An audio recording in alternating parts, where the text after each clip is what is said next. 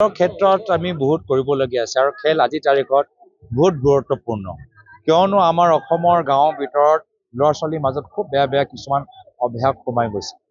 আজি ল'ৰা ছোৱালী চুপাৰী তামুলী মদ ড্ৰাগছ আজি মানে নিবনুৱা হৈ হতাশ হৈ আজি খুব বেয়া অভ্যাস তেওঁলোকৰ জীৱনত সোমাই গৈছে।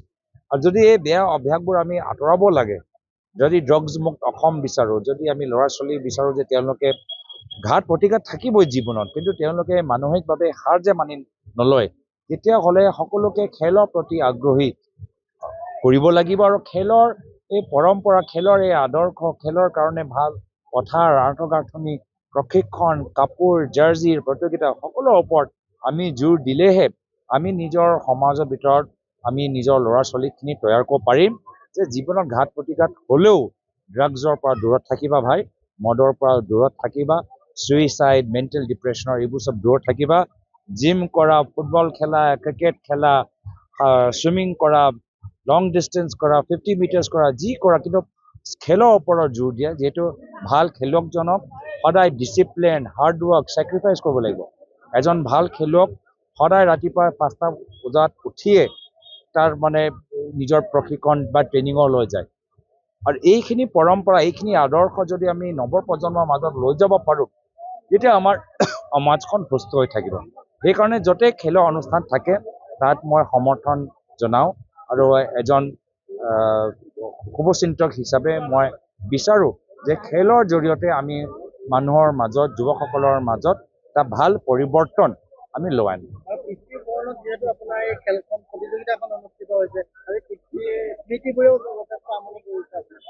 না নিশ্চয়, আজি চাওক, আজি আমাৰ প্ৰয়াত মুখ্যমন্ত্ৰী তৰুণ গগৈদেৱ আৰু প্ৰয়াত শিক্ষক শইকীয়াদেৱৰ স্মৃতিত আজি এই প্ৰতিযোগিতা আয়োজন কৰা গৈছে।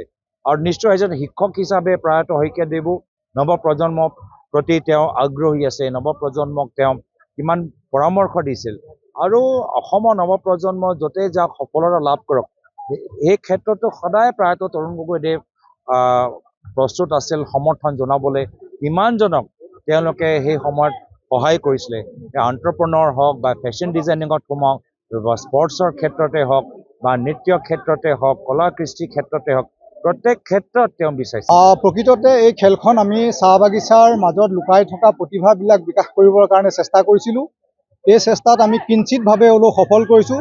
বহুতো আমি উদ্যমী খেলুৱৈক আমি দেখিছোঁ যি ৰাজ্যিক পৰ্যায়ত বা জিলা পৰ্যায়ত খেলিবৰ বাবে সক্ষম। তেওঁলোকক ক্ৰীড়া ক্ষেত্ৰলৈ উলিয়াই অনাটোৱে আমাৰ একমাত্ৰ উদ্দেশ্য আছিল। গতিকে সেই ক্ষেত্ৰত আমি কিছু পৰিমাণে সক্ষম হৈছোঁ আৰু ভৱিষ্যতেও এনেধৰণৰ প্ৰয়াস আমাৰ অব্যাহত থাকিব। তেখেত প্ৰকৃততেই সকলোৰে লগত মিলিব পৰা এগৰাকী ব্যক্তি। তেখেতে ঝুমুৰ নাচ খুবেই ভাল পায়। য'তেই ঝুমুৰ দেখে, মই দেখিছোঁ যে বিহালীত যেতিয়া আমি প্ৰচাৰ কাৰ্যত গৈছিলোঁ, তেখেতে ঝুমুৰ দেখিলেই নাচি উঠে। গতিকে তেখেতক আমি ধন্যবাদ জনাইছোঁ যে তেখেতে চাহ বাগিচাৰ এই কৃষ্টিক, এই নৃত্যক তেখেতে আদৰি লৈছে আৰু তেখেতে খুব ভাল পায়। ৰাইজৰ আমি দেখিছোঁ যে হাজাৰ হাজাৰ ৰাইজে আহি ইয়াত খেল উপভোগ কৰিলে, ব্যাপক সহায়। সেয়া আমাৰ উদ্যোক্তা কমিটিসকলৰ যিখিনি বিষয়ববীয়া, সেই বিষয়ববীয়াসকলৰ অপ্ৰাণ চেষ্টাৰ অন্তত আমি খেলখন সাফল্যমণ্ডিত কৰিবৰ কাৰণে পাৰিছোঁ।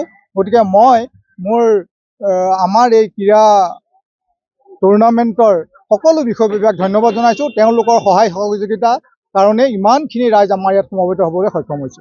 যিকোনো খবৰৰ বাবে যোগাযোগ কৰক 7099017330 লগতে 7099017110 নম্বৰত।